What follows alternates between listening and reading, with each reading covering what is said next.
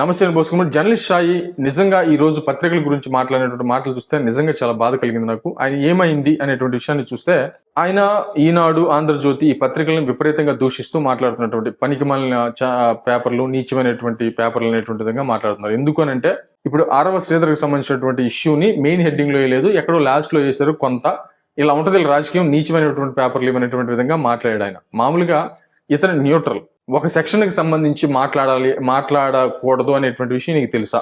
ఇది నా question. But ఇంకోటి ఏంటంటే ఇది ఎందుకు జరిగింది అనేటువంటి విషయానికి సంబంధించి చూస్తే ఈయన వైసీపీ పార్టీకి ఫుల్ ఫేవర్. మామూలుగా వాళ్ళకి వైసీపీకి సాక్షి ఛానల్, సాక్షి పేపర్ ఉన్నా కూడా దాని గురించి ఈయన విమర్శించేటువంటి పరిస్థితులు లేవు. ఎప్పుడు కూడా సాక్షికి సంబంధించి చాలా తక్కువ టచ్ చేస్తాడు అంతే. కానీ వాళ్ళు ఫుల్గా వైసీపీ పార్టీకి, జగన్మోహన్ రెడ్డి గారికి ఫేవర్గా రాస్తారనే విషయం అందరికీ తెలుసు. ఇప్పుడున్నటువంటి మీడియా కూడా కూటమికి అనుకూలంగా, టీడీపీకి ముఖ్యంగా అనుకూలంగా రాస్తుందనేటువంటి విషయము అందరికీ తెలుసు.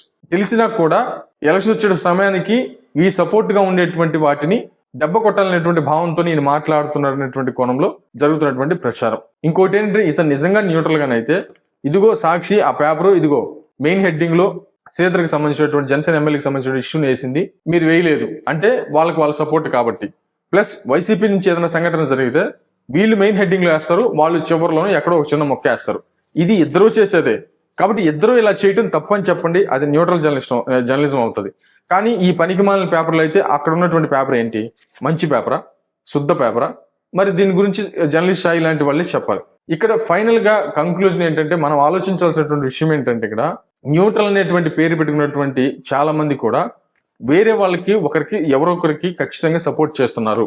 అంటే మనం న్యూట్రల్ గా కొంత వాళ్ళకి తిట్టడం, కొంత వాళ్ళకి సపోర్ట్ చేయడం, ఇట్లా ఉంటే ఎలక్షన్స్ వచ్చేటువంటి సమయానికి మనకి వెయిట్ ఉంటుంది అనేటువంటి ఒక కుట్రపూరితమైనటువంటి విధానంతోనే ఇలాగ బురద చల్లేటువంటి ప్రయత్నం చేస్తారు. న్యూట్రల్ అయితే వాళ్ళ తప్పు చెప్పు, ఇలా తప్పు చెప్పు, వీళ్ళు చేసే రాజకీయాలు వాళ్ళు చేస్తారు, వాళ్ళు చేసే రాజకీయాలు వీళ్ళు చేస్తారు.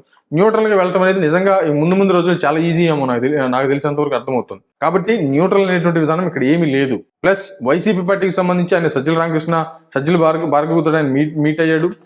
మీటింగ్ అయ్యేది మొన్న విజయసాయి రెడ్డి గారు కూడా చెప్తుంది ఏంటంటే వైసీపీ బ్యాచ్ లో ఇతను ఒకడు అనేటువంటి విధంగా కూడా ప్రశ్నించాడు. బట్ నేను ఏమంటానంటే ఇక్కడ ఈ పనికిమాలిన పేపర్లు అయితే సాక్షి పేపర్, సాక్షి ఛానల్ ఏంటి, ఇది చెప్తే బాగుంటుంది అనేది నా అభిప్రాయం. మరి మీరేమంటారు?